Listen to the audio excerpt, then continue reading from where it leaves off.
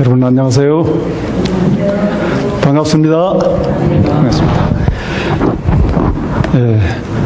이 대워싱턴주 수도 올림피아 지역에 세워져 있는 이 아름다운 등대 교회에 와서 하나님의 말씀을 함께 이렇게 나눌 수 있는 귀한 특권을 주신 하나님께 감사드리고, 또 우리 김중광 목사님, 또 초청해 주신 여러분 모두에게 진심으로 감사드립니다. 지금 우리 담임 목사님께서 말씀하신 대로 저는 그동안 섬교했던 오레곤 중앙교회, 바로 우리 이웃이죠. 오레곤 중앙교회에서 지난 12월 말로 이제 사역을 끝내고, 사실은 올해 7월 말까지는 아직도 그 오레곤 합회에 소속되어서 일을 하고 있습니다. 제가 하는 일은 우리 합회장님께서 저보고 네가 하고 싶은 일을 그냥 해라 그렇게 했습니다. 그래서 얼마나 자유로운지 너무 좋습니다. 그래서 그런데 너무 자유를 그렇게 주니까 또 이 감당하기가 좀 힘든 것 같아요. 그래서 무엇을 해야 되나 저런 생각을 하다가 그래도 가장 중요한 것, 가장 좋은 것이 선교하는 것이니까 선교하는 일을 좀 열심히 해야 되겠다 하는 생각을 하고 또 그렇게 노력을 하고 있습니다. 지난 2월 한 달 동안은 인도를 좀 다녀와서 또 거기에서 나름대로 봉사하고 선교하는 일을 했고, 이제 6월 한 달 동안은 아프리카, 유간다 그리고 르완다 지역에 가서 여러분 BMW 단체 아시죠? 이 선교 단체, 거기에 제가 좀 일을 돕고 있기 때문에, 그래서 거기에서 주관하고 이제 계획하는 전도회 선교하는 일을 좀 하려고 합니다. 여러분 혹시 생각나시면은 또 이 선교 또 저를 위해서 기도해 주시면 고맙겠습니다. 그래서 근데 매일 어디 가고 선교하는 것은 쉽지 않습니다. 여기 있을 때는, 또 집에 올 때는 집에서 이런저런 일을 해야 되고, 그래서 이렇게 안식일에 한번 인근 교회, 이웃 교회를 방문해서 말씀을 나누고 또 여러분들을 뵙고 신앙의 교제를 나누는 것은 얼마나 귀한 특권인지 모르겠습니다. 제가 이 현직의 교회를 맡아 있을 때는 솔직하게 빨리 이 짐을 벗어나면 좋겠다라고 하는 생각도 가끔 들었어요. 이 목요일 저녁 금요일 되면은 이렇게 짓누르는 어떤 그 압박감, 이런 것들이 사실 좀 있었습니다. 그런데 막상 짐을 벗고 나니까 이렇게 안식일에 말씀을 전하고 또 성도들과 교제를 하고 같은 한국 사람끼리 만나서 이야기를 하고 하는 이것이 얼마나 소중한 것인가 하는 것을 지금 새삼스럽게 느끼게 되는 것입니다. 그래서 제가 미국 교회도 다녀보고 지금 그렇게 하는데, 이렇게 한국 분들 만나서 한국말로 말씀을 나누고 이렇게 하는 것이 참 귀한 특권이라고 하는 것을 다시 한번 새삼스럽게 느끼게 됩니다. 오늘 처음으로 제가 여러분들 이 올림피아 교회에 와서 무슨 말씀을 나눌까 생각을 하다가 제가 생각한 말씀을 그냥 드려야 되겠다 생각했습니다. 사실 오늘 아침에 벌써 저희는 많은 은혜를 받았습니다.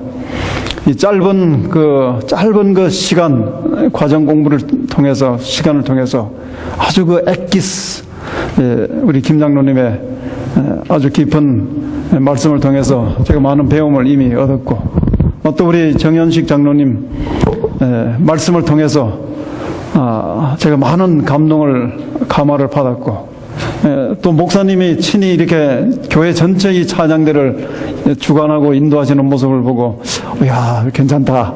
나도 좀 전에 그렇게 해볼 걸 하는 그런 생각을 했었습니다.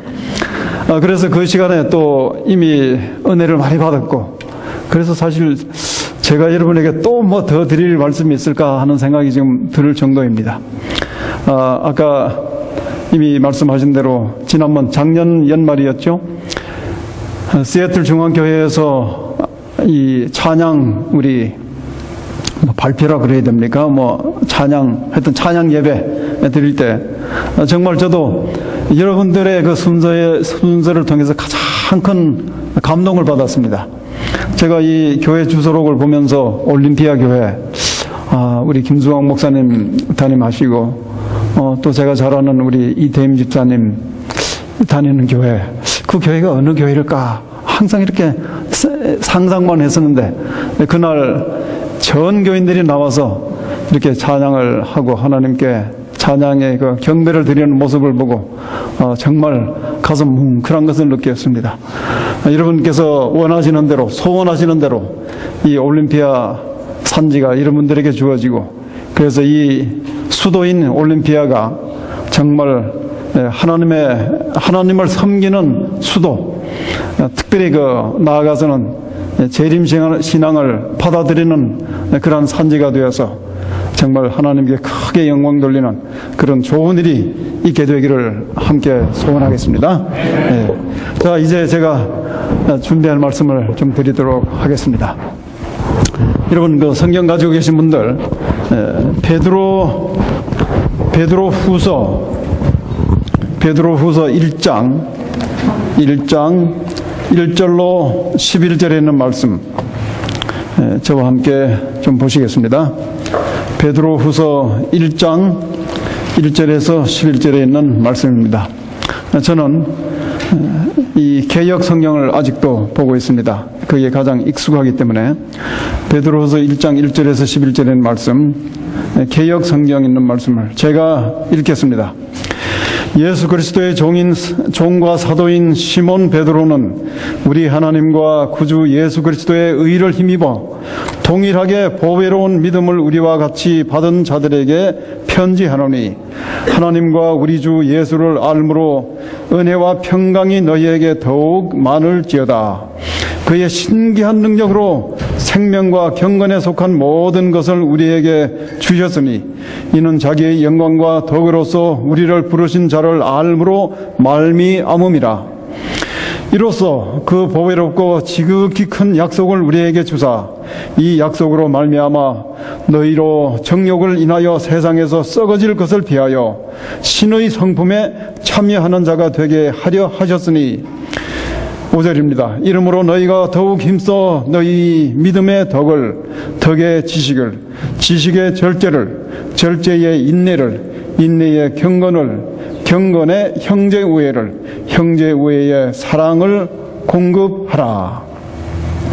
자, 성경 가지신 분들 8절부터 11절까지 저와 함께 읽으시겠습니다. 시작. 이런 것이 너희에게 있어 흡족한즉 너희로 우리 주 예수 그리스도를 알기에 게으르지 않고 열매 없는 자가 되지 않게 하려니와, 이런 것이 없는 자는 소경이라 원시치 못하고 그의 옛 죄를 깨끗게 하심을 잊었느니라. 그러므로 형제들아, 더욱 힘써 너희 부르심과 택하심을 굳게 하라. 너희가 이것을 행한즉 언제든지 실족지 아니하리라. 이같이 하면 우리 주 곧 구주 예수 그리스도의 영원한 나라에 들어감을 넉넉히 너희에게 주시리라. 아멘입니다. 네. 아까도 몇 분들이 이미 말씀을 하셨지만, 이번 주는 우리 모두가 다 마음이 많이 아픈 그런 슬픔 가운데 지냈고, 또 지금도 계속 그러한 마음을 우리가 가지고 있습니다. 제가 우리 조국에서 일어난 그런 정말 그 참사를 보면서 그 안타까운 마음, 어떻게 여러분 다 같이 가지신 마음인데 어떻게 표현할 길도 없고 어떻게 해야 될까? 멀리 사는 여기서 내가 할 수 있는 일이 무엇인가, 이런 것을 또 생각하면서 여러분 그렇게 하셨겠지만 간절히 하나님께 정말 생각날 때마다 계속 무릎 꿇고 기도 드리는 일이었습니다. 어제는 제가 기도문을 이렇게 좀 제 혼자 만들어서 좀 가까운 사람들에게 보내면서 나는 이렇게 기도했으니까 여러분도 함께 기도하자. 이미 기도 드리는 거 알겠지만 그렇게 기도하자라고 여러 사람들에게 좀 보냈습니다. 우리가 뭐 특별히 어떻게 할 수 있는 일이 그거 외에는 없다고 그렇게 생각되면서 지금 이 시간 저와 함께 잠시 우리 마음을 모아서 하나님께 기도드리는 시간을 가졌으면 좋겠습니다. 우리 함께 머리 숙여 계시겠습니다. 자비하신 아버지 하나님, 조국에서 발생한 엄청난 비보를 듣고 너무 마음이 아프고 안타까워 아버지께 간구드리옵나이다. 의인의 간구는 역사하는 힘이 크다고 약속하신 은혜의 말씀을 의지하여 비록 허물이 많은 죄인이지만 용기를 내어 기도드리오니 소자의 기도를 긍휼히 여겨주시어 아버지의 긍휼과 인자하신 사랑의 손길을 펼쳐 주시옵기를 간구드리옵나이다. 그토록 많은 주님의 피로 사신 생명들이 깊고 캄캄한 차가운 바다 속에 갇혀 있습니다. 그들 모두가 생존해 있기를 너무도 소원하는 바입니다. 만일 그렇다면 그들의 생명을 계속 붙들어 주시고 필요한 공기도 공급해 주시며 차가운 물도 따뜻하게 해주시고 두려움과 추위와 배고픔 등 모든 슬픔의 고통의 순간을 견딜 수 있는 힘을 허락하여 주시옵소서. 그러나 주님은 모든 것을 다 아시오니 정말 구조가 불가능한 상황이라면, 혹 주님의 섭리가 다른 것이라면 그들이 고통 없이 평안히 주님 품 안에서 잠들 수 있도록 그곳에 주님 함께하여 주시고 은혜 베풀어 주시옵기를 기도드리옵나이다. 그들의 생사를 알 수 없는 답답함과 자연의 위력 앞에서 속수무책으로 구조에 진전이 없어 보이는 상황을 보면서 오직 전능하신 주님만이 이 일을 도와주실 수 있기에 이렇게 간절히 기도드리오니 부디 아버지의 자비의 손길을 펴 주시옵소서. 이미 숨을 거둔 여러 학생들과 다른 희생자들의 가족들과 친지들을 위로하여 주시옵소서. 이 절망의 상황에서 주님을 바라보고 의지하는 믿음을 그들에게 허락하여 주시옵소서. 지금도 실종자들의 구조를 위하여 불철주야 혼신의 힘을 다하여 수고하는 모든 구조대원들에게 건강과 용기와 지혜를 주셔서 그들의 수고가 열매 있는 것이 되게 하여 주시옵소서. 자비하신 아버지, 이 모든 비극과 불행의 상황을 통하여 나라와 단체들과 개인들이 철저하게 회개하고 아버지께로 돌아오는 기회가 되도록 섭리하여 주시며 여호와로 자기 하나님을 삼은 복 있는 나라와 백성들이 되게 하시옵소서. 그리고 결국에는 이 모든 일을 통하여 아버지께서 영광 받으시는 기회가 되도록 섭리하여 주시옵소서. 이 죄인 아무 공로 없으나 자비롭고 은혜롭고 긍휼과 인자하심이 풍부하신 그리스도 예수의 이름으로 간절히 간구하옵나이다. 아멘. 네, 우리 계속해서 우리의 조국을 위해서 기도 드리실 줄로 믿습니다. 오늘 지금 우리 함께 읽은, 제가 읽어드린 이 베드로후서 1장 1절에서 11절에 있는 이 말씀, 우리가 잘 아는 말씀입니다. 그리고 여기에 있는 말씀을 보면서 우리는 흔히 이 베드로의 사닥다리다 이렇게 또 이야기를 하고 있습니다. 특별히 5절에서 7절에 있는 말씀, 너희가 믿음의 덕의 지식을 지식의 절제의 인내를 인내의 경건의 형제 우애의 사랑을 공급하라 하는 이 말씀. 그래서 이 베드로의 사닥다리라고 그렇게 별명을 붙이기도 합니다. 여기 있는 말씀, 사실 크게 그 깊은 설명이 필요 없는 아주 단순한 말씀들로 다 차여 있습니다. 1절의 말씀을 보면 베드로가 우리에게 소개하는 우리가 가진 이 신앙, 이 믿음, 이것은 너무나 좋은 것, 보배로운, 그래서 그는 보배로운 믿음이라 이렇게 이야기를 하고 있습니다. 여기서 그 보배로움이라고 하는 이 표현이 두 군데서 나오는데 1절과 4절입니다. 우리가 가지고 있는 이 믿음, 우리가 지키고 있는 이 신앙, 이것은 정말 보배로운 것이다 라고 말씀을 하고 있습니다. 그뿐 아니라 하나님께서는 우리의 이 보배로운 신앙을 잘 유지하고 지키게 하시기 위해서 우리에게 4절에 보면 보배로운 큰 약속을 주셨다고 말씀을 하셨습니다. 그래서 우리가 가지고 있는 것은 보배로운 믿음이고 그 믿음을 잘 유지할 수 있도록 하나님께서 약속, 보배로운 약속까지 우리에게 주셨습니다. 왜 이렇게 하셨는가? 그것은 4절 끝부분에 보면은 우리가 이 하나님의 은혜를 통해서 하나님의 그 약속을 통해서 우리가 이미 가지고 있는 이 보배로운 이 믿음, 신앙을 잘 지킬 때, 잘 관리할 때 그것이 바로 신의 성품에 참여하는 자가 되는 것이기 때문입니다. 하나님께서는 우리 모두가 다 당신을 닮은 사람들, 하나님의 그 성품을 닮아가는 사람들, 신의 성품에 참여하는 백성들로 살아가기를 원하시고 계십니다. 그것이 하나님께서 저와 여러분들, 우리 모두를 향해서 가지고 계시는 바람이십니다. 그렇기 때문에 이 베드로가 5절부터 말씀하시기를 그러므로 너희가 더욱 힘써라고 이야기를 하고 있습니다. 그래서 이미 읽어드린 대로 믿음의 덕을 덕의 지식을 쭉 이야기하면서 이런 것이 있어야지 이런 열매가 있는 자들이 하나님께서 원하시는 자들, 하나님을 기쁘시게 하는 자들이라고 이야기를 하면서 결국에는 그렇게 하는 것은 하나님께서 우리를 위해서 준비하신 영원한 하나님의 나라에 들어가는 넉넉한 자격을 갖추게 하는 것이기 때문에 하나님께서 우리 모두를 다 당신의 나라로 인도하시고 드리시기를 그토록 원하시기 때문에 우리 모두에게 당신의 성품, 품성에 참여하는 자들이 되기를 원하시는 것입니다. 그것이 하나님의 간절한 마음인 것을 베드로는 우리에게 이야기하고 있습니다. 그러므로 형제들아 10절에 보면 더욱 힘써라고 하는 말도 여기 2번 연속해서 나오는 것을 보게 됩니다. 너희의 부르심과 택하심을 굳게 하라. 이같이 하면 우리 주 곧 구주 예수 그리스도의 영원한 나라에 들어감을 넉넉히 너희에게 주시리라.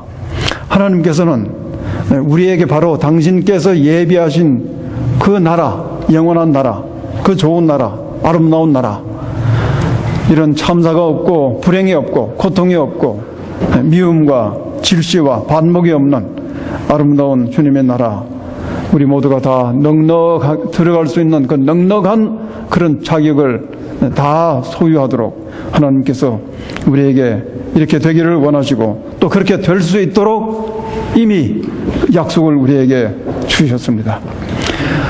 베드로서에 보면은 베드로 후서에만도 이 알다, 하나님을 알아간다, 안다라고 하는 알, 이러한 그 두 단어, 그 know 그리고 knowledge, 이 두 단어가 13번 이상, 적어도 13번 등장하는 것을 볼 수 있습니다. 단순한 어떤 지식, 그것이 아니라 하나님을 매일매일 알아가는 것, 하나님의 품성을 알아가는 것, 체험하는 것, 이것이 바른 알미라고 하는 것을 베드로는 우리에게 이야기하고 있습니다. 이 knowledge, 지식이라고 하는 말, 헬라어로 gnosis라고 하는 말인데, 사실은 여기에 나오는 지식, 지금 여기에 등장하는 지식이라는 말은 일반적으로 말하는 그런 지식보다 훨씬 더 고귀한 말인 에피그노시스라고 하는 특별한 단어를 사용하는 것을 볼 수 있습니다. 그것은 바로 이것은 일반적인 지식이 아니라 하나님을 알아가는 지식, 하나님의 성품을 알아가는 지식을 우리에게 이야기하고 있습니다. 그래서 예수님께서도 요한복음 17장 3절에 보면은 영생은 곧 유일하신 참 하나님과 그의 보내신 자 누구를요? 예수 그리스도를 아는 것이니라. 그래서 이 안다는 말, 이것이 바른 지식이라고 하는 것을 우리에게 이야기하고 있습니다. 이 베드로가 왜 이 점을 이렇게 그 당시 그 초대 교회들에게 강조를 했는가?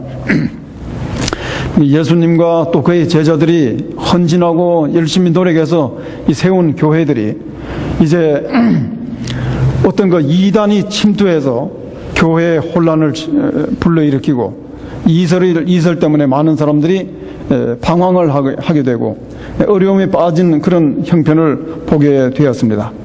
그래서 다시 한번 믿음을 독려하고 확실하게 바른 것을 다시 한번 강조하고, 그래서 믿음 가운데 믿음의 기초에 아주 확실하게 굳게 설 것을 베드로는 원해서 이 성도들에게 이 말씀을 주신 것입니다. 그러면서 특별히 그는 여러 가지 그 가짜들이, 거짓 진리, 이 이설들이, 오류들이 이렇게 횡행하는 그 당시에 그 모든 그 가짜들을 일일이 아는 것보다는 진짜를 다시 한번 확인하고 아는 것이 믿음을 바로 지키고 서는데, 믿음에 바로 서는데 아주 첩경이라고 하는 것을 그들에게 말씀을 하는 것입니다. 그래서 이미 가진 그 보배로운 믿음을 확실하게 잘 지키라고 그들에게 격려하고 이야기하고 있습니다. 그래서 이 외부로부터 침투하는 그런 어려움으로부터 구원을 하고 교회가 건강하게 바로 서기를 원했던 것입니다. 많은 사람들이 그들을 구원해 주신 예수 그리스도가 구주가 아니시고 십자가에 달리신 그분이 가짜 예수다, 가짜 그리스도와 가짜 메시아다라고 하는 그런 이상한 그 이설, 소위 그 영지주의라고 하는 이설이 교회에 막 침투를 했습니다. 지금 우리 생각에는 그 말도 안 되는 이야기처럼 그렇게 생각될지 모르지만 그런 사상이 교회에 들어왔고 또 그것을 믿는 사람들이 많이 있었습니다. 그래서 베드로가 거기에 그 위험으로부터 그들을 바로 세워주기를 원했던 것입니다. 여러분이 믿는 예수, 내가 믿는 예수, 이분이 바른 예수이시고 그리스도이시다, 우리의 구주이시다라고 하는 것을 이야기하고 있습니다. 사실 그 당시 이 초대교회 당시는 이 구주라고 하는 말이 아주 흔하게 쓰여지는 그런 말이었습니다. 우리는 지금 구주하면은 예수님만을 생각하는데 사실 그 당시에는 구원자, 구주라고 하는 말이 여러 경우에 쓰여지는 것을 볼 수 있습니다. 예를 들어서 전쟁에서 승리해서 돌아온 장군을 구주라고 그렇게 불렀습니다. 또 여러 그 질병과 어려운 그 아주 불치병 같은 것을 고쳐주는 의사에게도 구주라고 그렇게 부르는 일이 있습니다. 또 국가의 안녕과 질서를 잘 이렇게 회복시켜주고 혼란과 부패를 막아주는 정부의 그 고위 관리들, 훌륭한 정치가, 이런 사람에게도 구주라는 말을 썼습니다. 그래서 어떤 면에서 그 구원자, 구주라고 하는 말이 좀 흔하게 쓰여진 그런 단어였습니다. 그런데 베드로가 다시 한번 예수 그리스도가 우리의 구주이시다라고 하는 것을 강조하는 것은 이미 열간 그런 사람들도 구주라고 부르는데 우리에게 죄의 문제를 해결해 주시고 죽음의 문제를 해결해 주시고 영원한 생명과 영생을 주신 그분이 바로 구주가 아니신가? 우리는 그분을 다시 한번 우리의 구주로 모시는 그런 확실한 믿음을 가져야 된다라고 하는 것을 여기에서 강조하는 것입니다. 장군들과 의사와 정부 관리들은 어떤 다른 좋은 것들을 사람들에게 줄 수는 있을지 모르지만 의와 은혜와 평화를 줄 수는 없습니다. 그것은 오직 진정한 구주이신 예수님만이 우리에게 그런 것을 주시는 것입니다. 그래서 예수님이 우리의 구주가 되시는 것입니다. 그래서 오늘도 우리는 우리를 구원해 주신 예수님, 우리의 구주를 믿고 그분이 우리에게 주신 구원과 영생이 감사해서 이미 우리에게 주신 구원을 찬양하고 예배하기 위해서 오늘 이 안식일을 기억하여 우리가 성전에 오고 하나님께 예배를 드리고 있는 것입니다. 하나님께서는 우리에게 가장 이렇게 좋은 것을 주시기를 원하시는데 옛날 이스라엘 백성들을 보면은 자꾸 이 하나님의 품을 떠나고 그들에게 주신 구원자 하나님을 섬기는 것보다 우상을 숭배하고 그렇게 하는 모습을 보면서 하나님께서 선지자들을 통해서 그들에게 또 경고를 주시고 권면을 하시고 말씀을 주셨습니다. 성경 그 호세아서에 보면은 하나님께서 이스라엘 백성들을 이 취급하시는 그 특별한 그 모습이 나오는데, 이 채찍과 당근 이 두 가지를 들고 계속 효과적으로 이것을 사용하시면서, 또 한편 하나님의 마음에는 이 갈등과 그 긴장을 가지고 계시는 하나님의 모습을 보게 됩니다. 이 갈등과 긴장이라고 하는 것은 때로는 채찍으로 그냥 종아리를 때리기도 하시고, 때로는 달래기도 하시고, 이렇게 하시면서 하나님의 그 마음에 이런 면 저런 면을 우리가 보게 되는데, 호세아 11장 6절에 보면 칼이 저희의 성읍들을 치며 빗장을 깨뜨려 없이 하며, 그래서 때로는 채찍으로 종아리를 아주 따갑게 아프게 때리시는 모습을 볼 수 있습니다. 그러다가 다시 그 뒤에 보면 에브라임이여 내가 어찌 너를 놓겠느냐, 이스라엘이여 내가 어찌 너를 버리겠느냐, 내가 너를 어찌 스보임같이 두겠느냐, 내 마음이 내 속에서 돌아서 나의 긍휼이 온전히 불 붙는 듯 하도다. 그래서 채찍으로 때리시다가 또 그들을 사랑하시는 그 마음을 다시 나타내시고, 그렇게 하시다가 결국에 하나님께서는 이 당근으로 당신의 그 사랑과 인자로 마무리하시는 당신의 하나님의 모습을 보게 됩니다. 호세아 11장 9절에 보면은 나의 맹렬한 진노를 바라지 아니하며 내가 다시는 에브라임을 멸하지 아니하리니 이는 내가 사람이 아니요 하나님이니라. 나는 내 가운데 거하는 거룩한 자니 진노함으로 내게 임하지 아니하리라. 그래서 이 채찍과 당근과 이것을 계속 번갈아 쓰시다가 결국에는 은혜, 당근으로 우리를 취급해 주시는 하나님, 이분이 우리의 하나님이시고 우리의 구주이십니다. 하나님은, 왜냐하면 하나님은 심판의 공식을 당신 마음대로 바꾸실 수 있는 권리를 가지고 계시는 분이십니다. 사실 이스라엘이 하나님을 배도하고 우상을 숭배하고 하나님께로부터 버림을 받아 마땅한 그러한 사람들이지만, 하나님께서는 버리는 그 일, 그 마땅한 일을 택하지 않고 계시는 것입니다. 사람은 어떤 공식에 따라 그렇게 하지만 하나님께서는 그렇게 하지 아니하십니다. 하나님께서는 어떤 합리적인 계산이나 또 인간적인 계산에 의해서 심판하지 아니하시고 그런 것들을 무시하시고 당신께서 가지고 계시는 은혜로 심판을 베푸시는 분이십니다. 그렇기 때문에 저와 여러분 우리 모두가 구원을 받은 사람들이고 앞으로도 구원을 받을 사람들이 되는 것입니다.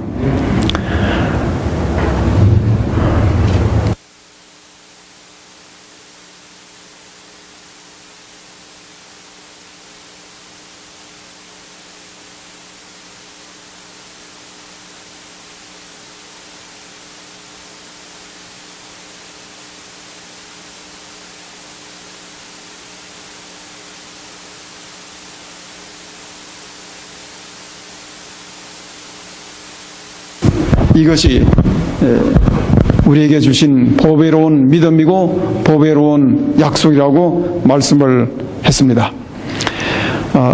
그러면서 이미 제가 이야기해 드린 대로 하나님께서 우리에게 주신 이 소중한 아주 고귀한 믿음을 바로 지킬 수 있도록 우리에게 약속까지 해 주셨습니다. 이것이 바로 하나님의 또 특별하신 은혜이고 축복인 것입니다. 이 지극히 큰 약속, 그래서 우리가 우리의 힘으로 어떻게 하는 것, 우리의 힘으로만 어떻게 하는 것이 아니라 하나님께서 도와주셔서 우리가 신의 성품에 참여할 수 있도록 그렇게 해주신다고 약속을 하신 것입니다. 그래서 이제 본격적으로 이 5절에서부터 보면 베드로가 이야기한 이 사다리, 믿음의 사다리를 우리에게 소개하고 있습니다.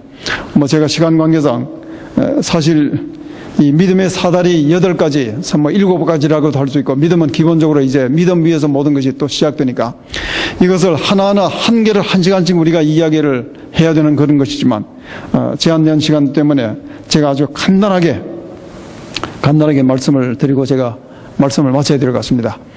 12시에 마치는 건가요? 아니요. 왜 이렇게 않았어요? 네. 제가 12시 보면서 좀 막 마음이 불안해지고 그래서 말이 막 이렇게 막 헛나오고 그러는데, 아니면 다행입니다. 그러나 저는 12시만 되면 마쳐야 된다는 이런 딱 강박 관련 때문에 그러는데. 네. 어쨌든 그렇다고 제가 뭐 오늘 하루 종일 시간 쓰지는 않겠습니다. 제가 하여튼 준비한 것만 간단히 하고 말씀 마치도록 하겠습니다. 자, 우리에게 베드로가 좋은 이런 그 믿음의 덕목들을 소개를 하고 있습니다. 그런데 뭐 믿음의 덕의 지식의 절제의 인내의 경건의 형제 우애의 사랑, 이건 뭐 좋은 거 그냥 생각나는 대로 나열한 그런 것이 아닙니다. 이것은 하나하나 한 계단 우리가 성품을 이렇게 건설해 나가고, 하나님께서 원하시는 그 높은 수준의 한 계단 이루는 아주 그 합리적이고 또 좋은 귀중한 그런 믿음의 단계인 것을 보게 됩니다. 자, 이 보배로운 믿음, 이 기초 위에 우리는 품성을 건설해 나가야 되는데, 믿음이라고 하는 것은 이미 말씀드린 대로 하나님과 예수 그리스도의 의를 힘입어서 우리에게 주신 하나님의 선물이고 근본 출발점입니다. 이것이 이 성품 건설의 이제 기초입니다. 여기에 베드로는 쌓아야 될 두 번째 것을 덕이라고 이야기를 하고 있습니다. 우리가 덕 이야기할 때, 저 사람은 참 덕스럽게 보인다, 저 사람의 품성은 참 덕이 있는 사람이다, 뭐 이렇게 이야기를 하는데, 사실 베드로가 이야기한 덕은 조금 다른 면을 좀 가지고 있습니다. 이야기한 대로 참 덕스러운 사람이다, 후한 사람이다, 후덕한 사람이다, 그거는 그거대로 아주 좋은 것입니다. 그렇지만 그것을 넘어서 베드로가 우리에게 소개한 그 덕이라고 하는 이 말씀, 이 덕목은 아레테라고 하는 이 단어인데, 이 단어가 가지고 있는 원래의 뜻은 탁월함, 아주 탁월하다, 그리고 용기스럽다라고 하는 그런 의미를 가지고 있습니다. 덕이 어떤 그런 뜻을 가지고 있는가? 이 말씀은 우리가 가지고 있는 믿음의 탁월함을 다른 사람들에게 보여줄 필요가 있다라고 이야기할 수 있겠습니다. 그냥 혼자만 소극적으로 믿는 어떤 믿음이 아니라, 우리가 가지고 있는 진리, 우리가 가지고 있는 신앙, 이 믿음, 이것이 가장 으뜸된 것이고 가장 고귀하고 가장 고상한 것이고, 또 다른 사람과 함께 나누어야 되는 것이고, 다른 사람도 꼭 가져야 되는 그런 탁월한 것이라고 하는 것을 우리에게 이야기하고 있습니다. 특별히 우리는 제7일 안식일 예수 재림교회 성도들입니다. 우리가 가진 이 말씀, 진리에 대해서 확신을 가지고 또 살아가는 사람들입니다. 또 그렇게 되어야 되는 것입니다. 그래서 우리가 가진 진리, 우리가 가진 믿음, 이것이 가장 고상하고 가장 탁월하다고 하는 것을 우리의 말을 통해서, 우리의 생활을 통해서, 우리의 품성을 통해서 우리는 그 탁월함을 다른 사람들에게 나타내 보여줄 필요가 있습니다. 여기서 이야기하는 덕, 그래서 이 덕은 그런 탁월하다고 하는 의미를 포함하고 있습니다. 더더구나 우리가 하나님의 성품을 우리 가운데 건설하면서 하나님을 기쁘시게 하고 그분께 영광을 돌릴 때에 우리의 믿음의 탁월함이 드러나게 되는 것입니다. 그러기 위해서는 또 우리가 때때로 용기가 필요합니다. 그렇기 때문에 믿음의 덕을이라고 두 번째 덕이라고 하는 것을 이야기하는데, 이 덕이라고 하는 것은 탁월함과 용기라고 하는 의미가 포함되어 있다고 하는 것, 여러분 기억하실 필요가 있습니다. 요새 그 교회 진함과 시조 이런데 이 책 하나가 자꾸 이렇게 소개되는데 그 주 에스더 씨가 쓴 무슨 책이죠?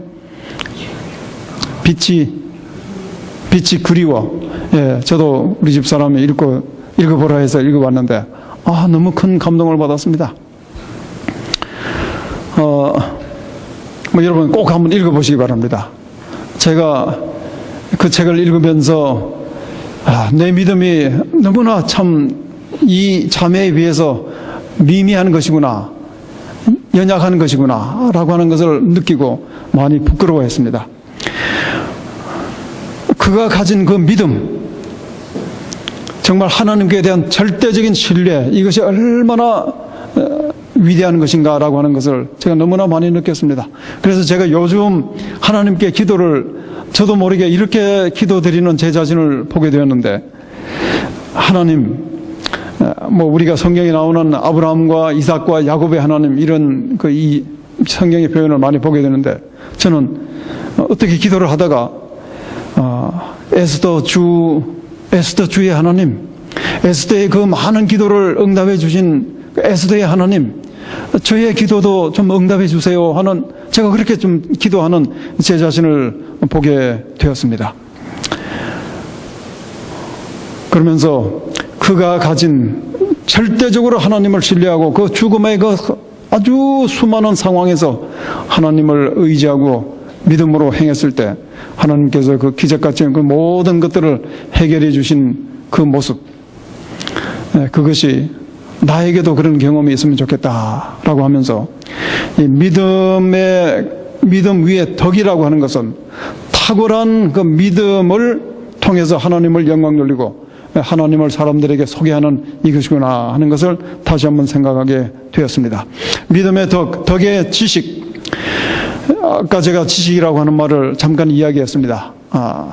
이것은 무엇을 그냥 많이 아는 그런 knowledge, 그런 지식보다 하나님을 점차 알아가는 지식입니다. 호세아서 4장 6절에 내 백성이 지식이 없으므로 어떻게 된다고요? 망하는도다 이야기했습니다.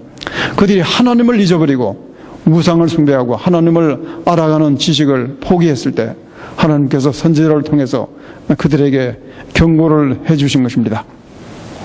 우리가 믿음을 활용해서 하나님의 뜻을 하나하나 순종하는 삶을 연습하고 살아갈 때에 하나님을 아는 지식은 점차적으로 증가한다고 약속을 해주셨습니다. 자, 우리가 하나님을 아는 지식, 믿음의 덕 위에 이런 지식이 우리에게 필요한데, 그 다음에는 절제를 우리에게 소개하고 있습니다. 이 절제는 우리가 흔히 생각하는 어떤 건강적인 혹은 또 다른 어떤 면에서의 절제, 그것도 물론 포함은 되겠지만 그것보다 여기서는 자제라고 하는 것이 더 좋겠습니다. self-control, 자제. 또 다른 면으로는 신앙의 균형이라고도 말할 수 있겠습니다. 신앙의 균형, 마음을 다스리는 것, 한쪽으로 치우치지 아니하고 아주 균형진 믿음을 가지고 살아가는 것, 그것이 저는 절제, 여기서 말하는 절제, 자제라고 그렇게 생각을 합니다.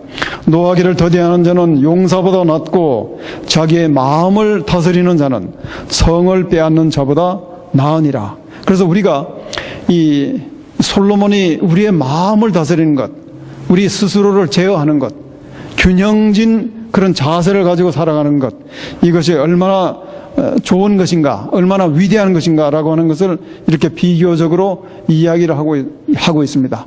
전쟁에서 승리하고 성을 빼앗고 개선 용사로, 개선 장군으로 이렇게 군림하는 그런 사람보다 사실은 자기의 마음을 다스리는 자가 더 위대한 사람이다 라고 이야기할 만큼 내 자신을 다스리고 자제할 수 있는 사람, 마음을 다스리는 것이 훌륭하다고 하는 것을 말하고 있습니다. 우리는 자꾸 한쪽으로 치우치기가 너무나 쉬운 사람들입니다. 그래서 이 믿음의 신앙의 균형을 가지고 살아가는 것은 너무나도 좋은 것이고, 그래서 우리에게 이것이 필요함을 우리에게 소개를 하고 있습니다. 그 다음에 우리에게 소개를 하는 것은 인내입니다. 자제라고 하는 것, 절제라고 하는 것은 많은 경우에 보면 좋은 것과 연관이 되어 있습니다. 좋은 것, 맛있는 것, 그런 것을 자제하고 절제하는 뭐 그런 것, 또 내가 하고 싶은 것, 필요한 것, 이런 것들을 절제하는 것. 하여튼 대부분 일반적으로 보면 이 절제와 자제는 좋은 면과 좀 즐거운 일에 더 많이 관련되어 있지만, 사실 인내는 근본적으로 삶의 고통과 환난과 어려움, 역경, 이것과 연관되어 있는 것입니다. 그렇기 때문에 자제하지 못하는 사람은 더더구나 인내하지 못하는 사람입니다. 인내하기가 너무 어렵습니다. 왜냐하면 인내는 말씀드린 대로 대부분 많은 고통과 수반되어 있는 것이기 때문입니다. 그래서 성경에서 야고보서 1장에 보면은 내 형제들아 너희가 여러 가지 시험을 만나거든 온전히 기쁘게 여기라. 이는 너희의 믿음의 시련이 인내를 만들어내는 줄 너희가 알미라. 인내를 온전히 이루라. 이는 너희를 온전하고 구비하여 조금도 부족함이 없게 하려 함이라.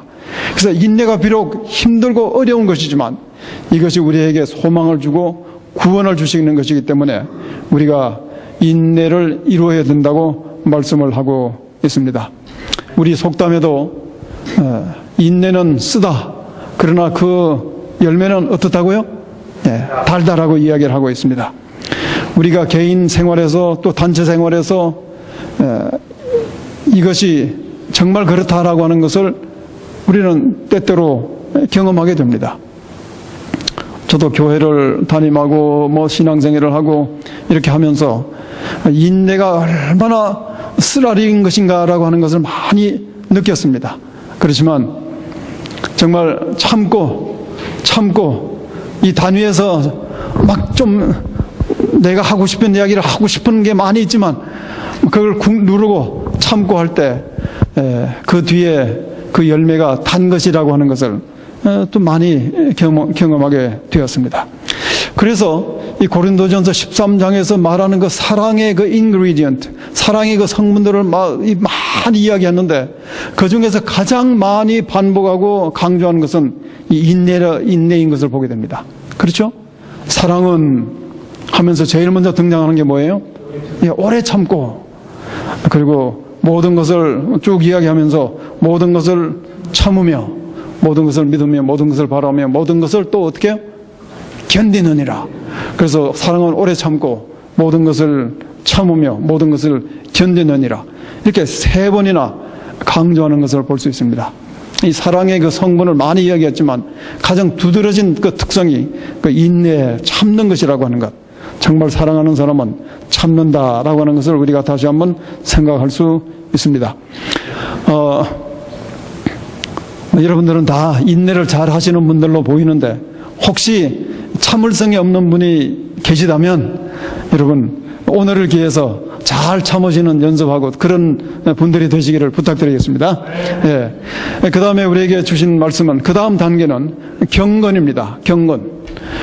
경건이라고 하는 말은 뭐 단순하게 거룩함이라고 말할 수 있습니다. 또 다른 한 단계 더 들어가서 이 말의 단어를 조금 분석해 보면 이 말은 잘 경배한다는 말의 뜻을 가지고 있습니다. 거룩합니다. 그리고 잘 경배한다, 잘 예배한다라고 하는 뜻을 포함하고 있습니다. 우리가 생각할 때 경건하면은 아주 얌전하고 아주 이렇게 경박스럽지 않고 다른 사람과 대화도 그냥 아주 자제하고 필요한 말만 하고 하는 그런 소위 경건파 이런 것과 연관을 되어서 생각할 수 있는데 사실은 그렇지 않습니다. 정말 경건한 사람들은 하나님과 사람과의 아주 그 원만한 관계를 가지고 있는 사람들입니다. 하나님을 잘 경배하는 사람은 사람을 잘 공경하는 사람, 사람을 사랑하는 사람들입니다. 여기서 말하는 경건은 그런 것입니다. 자, 많이 이야기하겠지만 그냥 그만큼 하고 그 다음에 우리에게 마지막에서 두 번째 주신 말씀, 그 계단은 형제우애입니다. 그렇죠? 형제우애. 형제우애, 여러분 형제우애의 헬라어 여러분 다 아세요? 저기 저 동부에 있는 그 한 큰 도시 이름인데요. 그 펜실베니아에 있는 큰 도시 뭐예요? 필라델피아. 그게 헬라어입니다. 그 필레오라고 하는 그 사랑이라고 사랑한다는 말을 약간 줄인 것과 델피아, 그거는 아델포스라고 하는 헬라어 형제라고 하는 말. 그 말을 이제 두 개를 합성해서 필라델피아. 그 형제우애라는 뜻입니다. 그래서 필라델피아 그 도시가 형제우애라고 하는 그 뜻을 가지고 있는 도시입니다. 아주 좋은 도시예요. 자, 형제우애 필라델피아인데, 뭐 형제우애는 너무 당연한 거 아닙니까? 우리 형제 사랑하지 않는 사람이 사실 있어요? 다 우리 형제 자매들 사랑합니다. 그런데 사실 성경에 보면은 형제라고 해서 다 사랑하지 않았어요. 가인은 자기의 동생을 어떻게 했어요? 죽였습니다.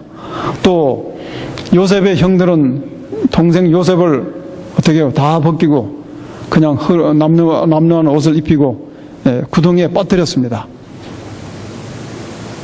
뭐 예수님의 형제들도 예수님을 아주 미워했습니다. 또 다윗의 많은 자녀들, 형제들이 그 권력 암투로 그냥 정말 그야말로 피비린내 나는 그런 얼룩진 성경의 그 역사에 기록이 있습니다. 그래서 이 형제우애가 말처럼 그렇게 쉬운 것도 아니라고 하는 것을 우리는 볼 수 있습니다. 알게 됩니다.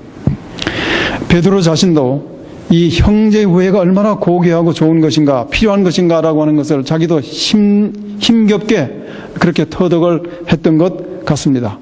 이 복음서에 보면은 예수님의 제자들이 한 제자들로 이렇게 생활하고 활동하고 예수님을 따라다니면서 그들의 모습을 보면 어때요? 대부분 서로 막 우애하고 사랑하고 그랬습니까?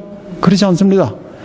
시기하고 질투하고 누가 크냐 뭐 그런 것 때문에 서로 신경을 쓰고 하는 그런 모습을 보게 되는데, 베드로는 항상 자기가 먼저 나서기를 좋아하고 인정받기를 좋아하고 수제자라고 하는 그런 자만심, 대우받는 것, 그런 것을 좋아했던 사람입니다.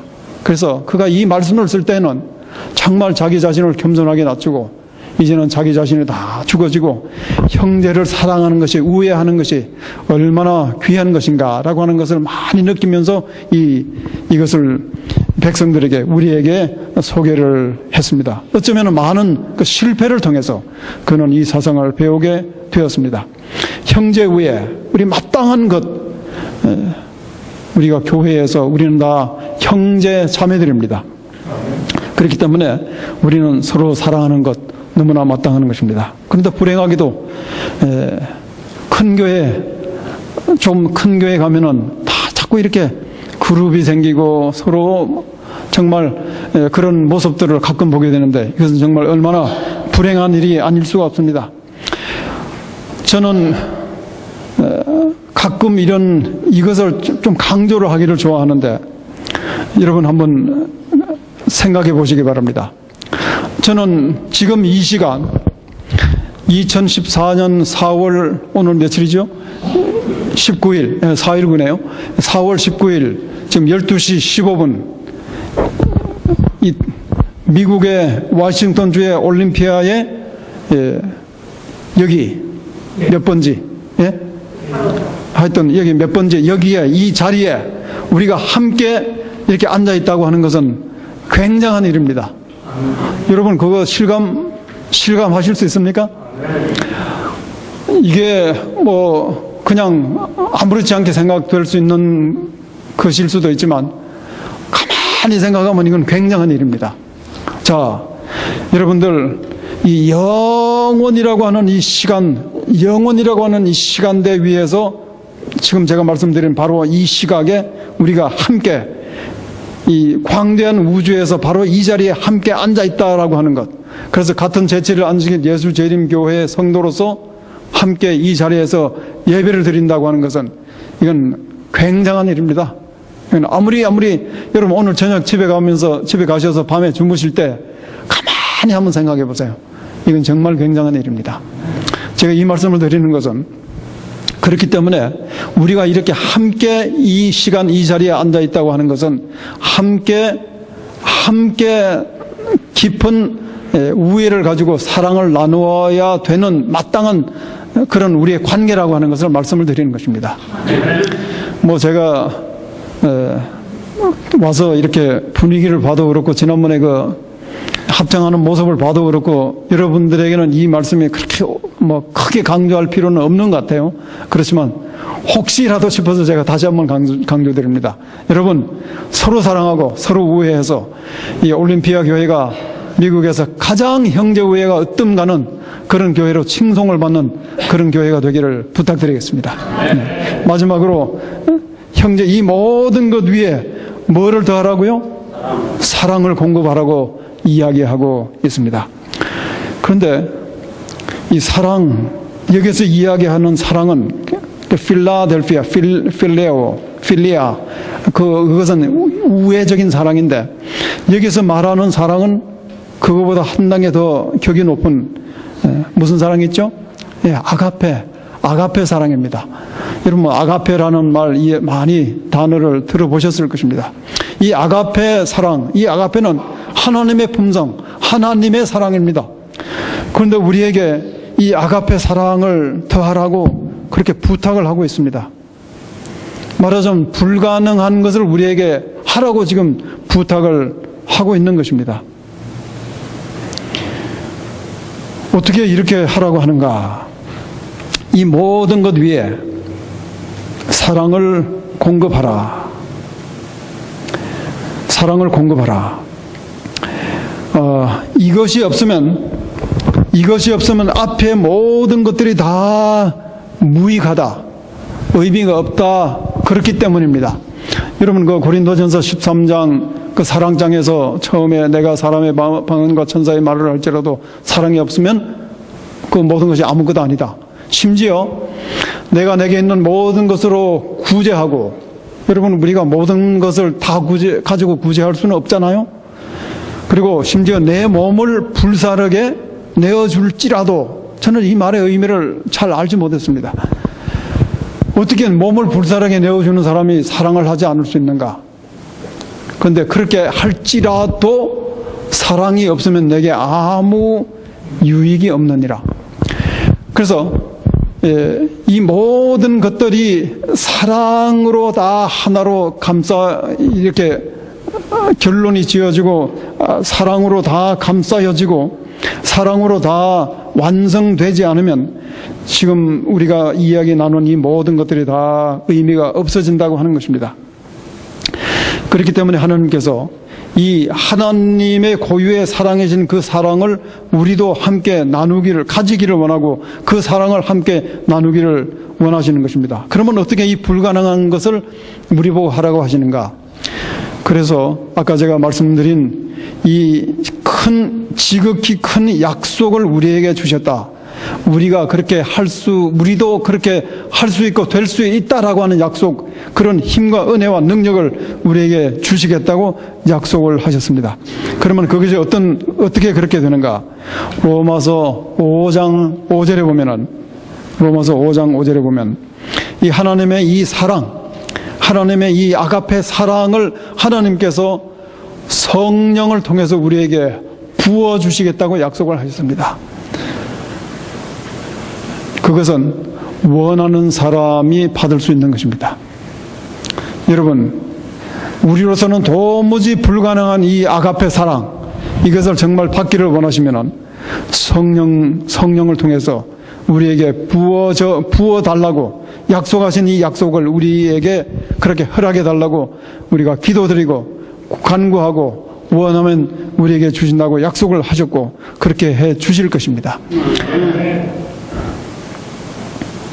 우리로서는 도무지 할 수 없지만 우리가 그것을 원하고 바랄 때 하나님께서 성령을 통해서 주시겠다고 약속을 하셨습니다.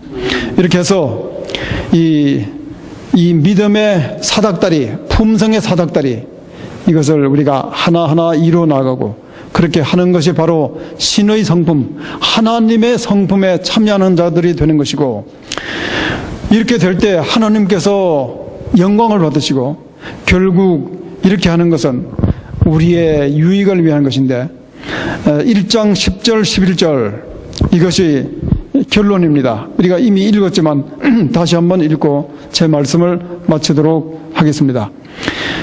이렇게 하나님께서 우리를 향해서 가지고 계시는 기대와 바람과 그렇게 해주시기를 원하는 것은, 첫째는 우리로 하여금 믿음의 생활에서 넘어지고 실족하지 않게 하기 위함이고, 두 번째는 하나님의 나라에 들어가기에 넉넉하게 하시기 위함입니다.